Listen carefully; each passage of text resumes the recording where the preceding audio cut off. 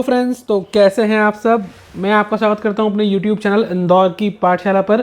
जी हां, आपका अपना YouTube चैनल, और हम लेकर आए हैं आपके लिए मार्च अप्रैल 2022 का, जी हां 2022 का BCom final year accounting group का paper first income tax law and practice.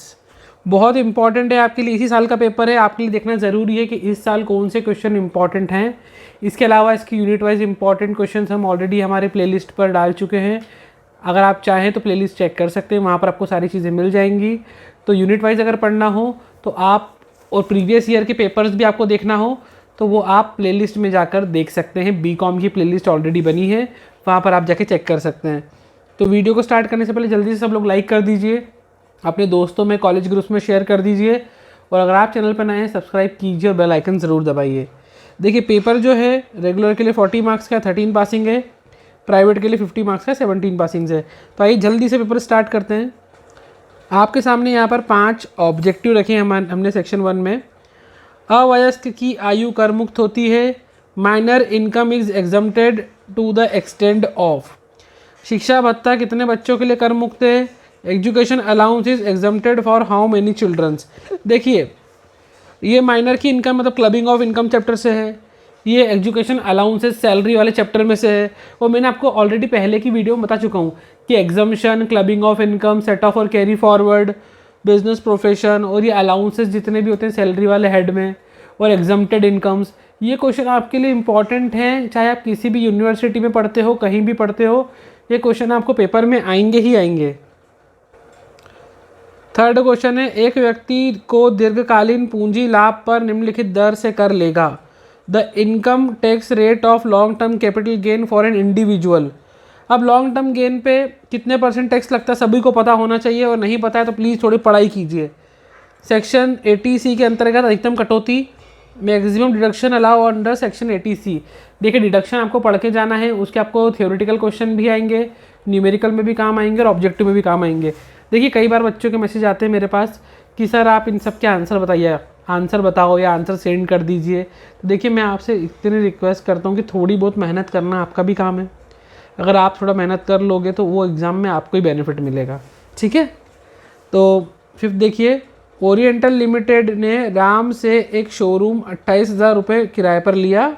Company उद्गम स्थान पर कर की कटौती करेगी। देखिए, उद्गम स्थान मतलब होता है टैक्स डिडक्शन एट सोर्स, और ये भी क्वेश्चन आपको एग्जाम में देखने के लिए मिलेगा। TDS कितना करता है अगर उसने इतने रुपए पर लिया है तो।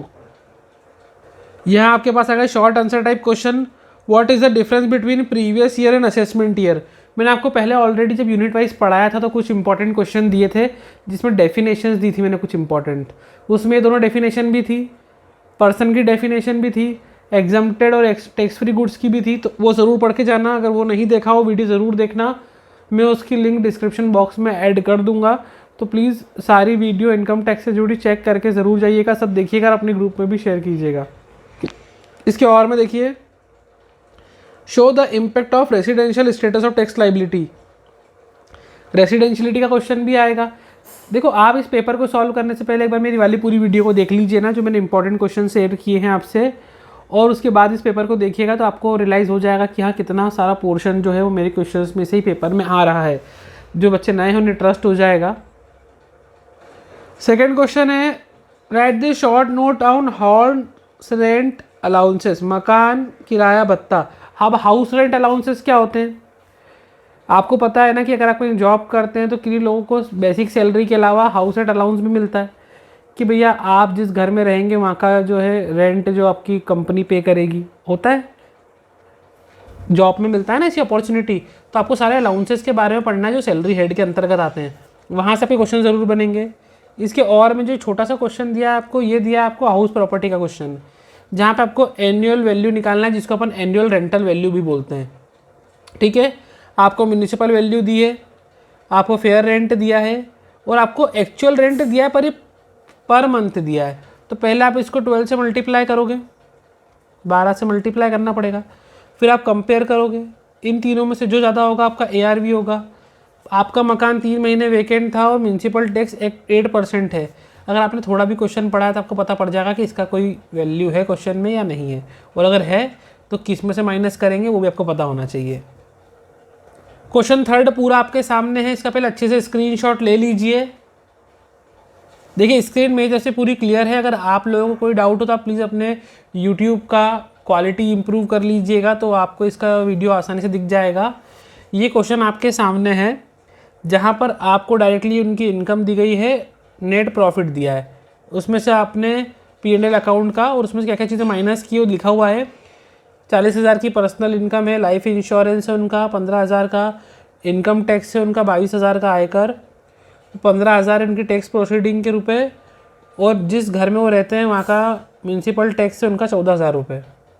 टैक्सेबल इनकम निकालना है बिजनेस प्रोफेशन की। अब आपको ये तो पता होगा कि बिज़नेस प्रोफेशन में सिर्फ बिज़नेस से जुड़े एक्सपेंसेस को ही लेते हैं, है ना। इसके अलावा कोई दूसरे एक्सपेंस अगर आपने माइनस करे होंगे तो उसको वापस से आपको डिसअलाउ करके ऐड करना पड़ेगा, है ना। तो कोई पर्सनल एक्सपेंसेस को आप बिज़नेस में से माइनस नहीं कर सकते, तो आपको उनको वापस से बिज़नेस की इनकम में जोड़ना पड़ेगा, ठीक है। अब इसके और में क्वेश्चन देखिए, calculate the long term capital gain. ये इंपॉर्टेंट क्वेश्चन है कि कैसे अपन लॉन्ग टर्म कैपिटल गेन को प्रोसेस में करते हैं, ठीक है। क्वेश्चन 4 आपके सामने है, मानी गई आय किसे कहते हैं, what is deemed income. Important question है ये। इसके और में GTI और TI में ये भी इंपॉर्टेंट है। ग्रॉस टोटल इनकम और टोटल इनकम में क्या डिफरेंस है। देखिए रिडक्शन माइनस करने के बाद मिलती है टोटल इनकम, और डिडक्शन माइनस करने के पहले होती है ग्रॉस टोटल इनकम, ठीक है। थोड़ा ध्यान रखना है, इसको इंपॉर्टेंट है, आपकी यूनिवर्सिटी एग्जाम में ज़रूर आएगा। देन जैसा मैंने आपको बताया था TDS और PAN, tax deduction at source क्या होता है, उद्गम स्थान पर कटौती क्या होती है, और स्थायी खाता संख्या क्या है, what is permanent account number, इसी को हम PAN नंबर कहते हैं। अब यहाँ से स्टार्ट होते हैं हमारे लॉन्ग आंसर्स। तो पहला क्वेश्चन आपके सामने है, कर निर्धारण वर्ष और गत वर्ष को परिभाषित कीजिए।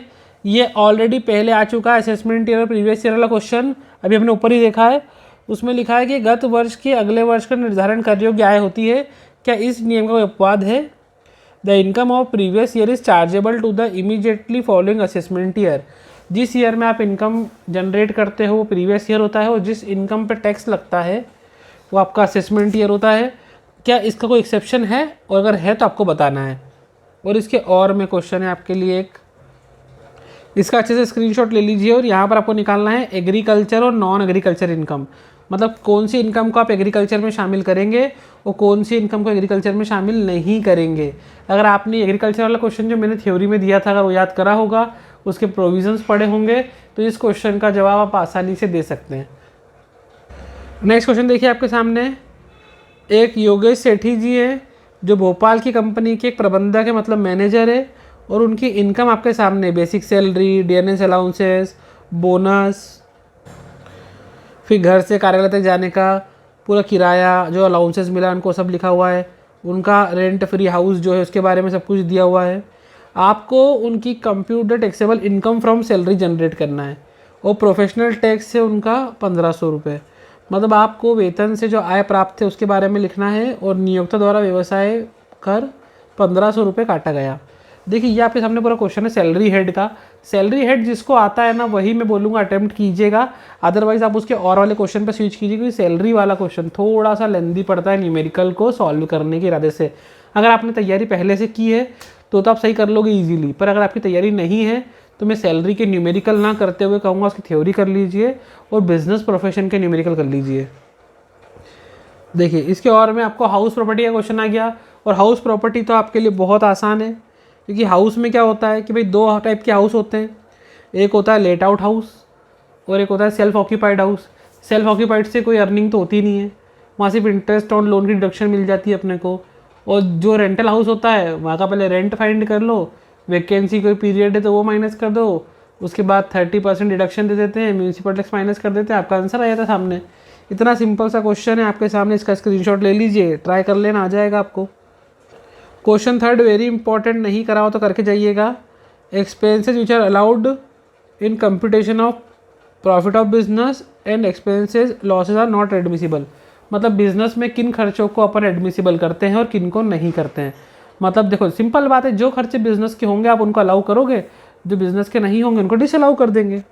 अब इसके और में क्वेश्चन देखिए, यहाँ पर आपको एक क्वेश्चन दिया हुआ है, पूरी जानकारी दी कि उन्होंने घर बनवाया है, फिर घर बेच दिया, फिर रहने के लिए एक नया घर खरीद लिया, उसका स्टाम्प शुल्क कितना लगा, इतने % दलाली उन्होंने दी, तो आपको कर मुक्त और कर योग्य पूंजी लाभ की गणना करना है। इंग्लिश मीडियम में देख लीजिए, compute is tax free and taxable capital gain निकालना है। उन्होंने एक हाउस खरीदा है, 3 लाख का कब खरीदा, 2020 में खरीदा, सॉरी एक हाउस उन्होंने बनाया था 1998 में 3 लाख का, और उन्होंने उसको 2020 में बेच दिया। अब सीधी बात है, देखो 3 लाख में खरीदा था, पर कब खरीदा, बहुत पहले, वो बेचा उन्होंने 2020 में। तो आपको ये निकालना पड़ेगा कि जो मकान इन्होंने 1998 में खरीदा था 3 लाख में, तो उसकी आज की तारीख में वैल्यू क्या है। तो आपको इंडेक्सिंग करना पड़ेगी इसकी, और इंडेक्सिंग करने के बाद आप कैलकुलेट कर सकते हो कि कितना उनको फ़ायदा हुआ, नुकसान हुआ। इसके अलावा जब आप नया फ्लैट खरीदते हो तो यहाँ पर आपको डिडक्शन मिलती है, पर वो 1 साल के बाद मिलती है कि 2 साल तक मिलती है कि 3 साल तक मिलती है, वो आपको रूल देखना है, ठीक है। और अगर मिलेगी तो कितने % मिलेगी, तो ये आप आसानी से कर सकते हो, ठीक है। क्वेश्चन 4 देखिए आप, discuss the provision under the income tax act relating to set off and carry forward. मैंने आपको पहले ही बोल दिया था, सेट ऑफ और कैरी फॉरवर्ड से रिलेटेड क्वेश्चन आपको पेपर में ज़रूर मिलेगा। सेट ऑफ क्या होता है कि जब आप 5 सोर्स, देखो नॉर्मली क्या होता है कि ऐसा माना जाता है कि इंसान को इनकम 5 सोर्स से होती है ना। Income from salary, income from house property, income from capital gain, income from business and profession, और 5th उन्होंने बोला है अदर सोर्सेज। जो इन चारों हेड में नहीं आते उसको हम उठा के अदर सोर्सेज में डाल देते हैं, ठीक है। तो अगर किसी हेड में लॉस हो रहा है तो हम उस ईयर में उसको किससे सेट ऑफ कर सकते हैं, दूसरे इनकम के प्रॉफिट से कर सकते हैं या नहीं कर सकते हैं। वो कर सकते हैं तो किन प्रॉफिट से कर सकते हो, किन से नहीं कर सकते। अगर मान लो इस साल आपके पास सफिशिएंट प्रॉफिट नहीं है तो आप उसको नेक्स्ट ईयर के लिए कैरी फॉरवर्ड भी कर सकते हैं। मैंने जैसे बोला कि हाउस प्रॉपर्टी में इस बार आपको लॉस हो गया और इस साल आपके पास इनकम नहीं थी कि उस लॉस को आप सेट ऑफ कर सको, तो आप क्या करोगे, उस लॉस को आप नेक्स्ट ईयर के लिए कैरी फॉरवर्ड कर दोगे, और नेक्स्ट ईयर जब हाउस प्रॉपर्टी में कोई प्रॉफिट होगा तो वहाँ से इस लॉस को आप सेट ऑफ कर सकते हो। तो ये होता है सेट ऑफ और कैरी फॉरवर्ड। लेकिन इसके कुछ प्रिंसिपल्स है, रूल्स है जो आपको पढ़ के जाना है, ठीक है। इसके और में जो प्रश्न है वो देखिए जल्दी से आप। धनपाल दोषी हैज स्टार्टेड फॉलोइंग इनकम, उनकी दी है सैलरी की, हाउस प्रॉपर्टी की और लॉन्ग टर्म गेन। आपको तीनों निकाल के दिया है उन्होंने। क्वेश्चन में दिया है कि उन्होंने 66,000 जो है लाइफ इंश्योरेंस प्रीमियम का भुगतान करा है, 12% कॉन्ट्रीब्यूशन करा है उन्होंने प्रोविडेंट फंड में जो रिकॉग्नाइज्ड मतलब प्रमाणित फंड में है, और एम्प्लॉयर ने कंट्रीब्यूट करा है सेम अमाउंट का, मतलब जितने पैसे उन्होंने दिए उतने उनके एम्प्लॉयर ने भी दिए उनकी तरफ से। उन्होंने 15,000 रुपये राष्ट्रीय बचत प्रमाण पत्र में खरीदे, मतलब नेशनल सेविंग सर्टिफिकेट में, और 5,000 रुपये डोनेशन दिए prime minister national relief fund में। प्रधानमंत्री राष्ट्रीय सहायता कोष में 5 रुपये दान दिए। आपको सकल कर दायित्व निकालना है, ग्रॉस टैक्स लाइबिलिटी। अब देखिए आपको पता होना चाहिए कि प्रधानमंत्री में डोनेशन करने में कितना रिडक्शन मिलता है, सेविंग सर्टिफिकेट में कितना मिलता है, फंड में कितना मिलता है, लाइफ इंश्योरेंस की अगर रिबेट मिलती है तो कहाँ पर मिलती है, वो आपको ग्रॉस टैक्स लाइबिलिटी निकालना है। लास्ट क्वेश्चन, तो लास्ट क्वेश्चन हमारे सामने है, discuss the procedure of assessment under income tax act. आयकर अधिनियम के अंतर्गत कर निर्धारण की प्रक्रिया। इंपॉर्टेंट क्वेश्चन है, करके ही जाना है आपको ये वाला। और discuss the provision of income tax act regarding prosecution in various condition. आयकर अधिनियम के अंतर्गत करदाता को किन अपराधों के लिए सजा दी जाती है। देखिए ये प्रोविज़न, ये अच्छा, इसमें एक और क्वेश्चन होता है कि इनकम टैक्स की जो है जो फाइलिंग होती है वो किस प्रकार की जाती है, उसकी प्रोसेस। ये थोड़ा ध्यान से पढ़ के जाना। ये क्वेश्चन पेपर आपके सामने था, कंप्लीट डिस्कशन था। आई होप आपको अच्छा लगा होगा। अगर अच्छा लगा हो तो कमेंट करके ज़रूर बताइएगा आपको वीडियो कैसा लगा। लाइक कीजिए, अपने दोस्तों में शेयर कीजिए। अगर आप नए हैं सब्सक्राइब कीजिए, बेल आइकन ज़रूर दबाइए। मिलते हैं आपके अपने यूट्यूब चैनल इंदौर की पाठशाला में। Goodbye, take care and all the best.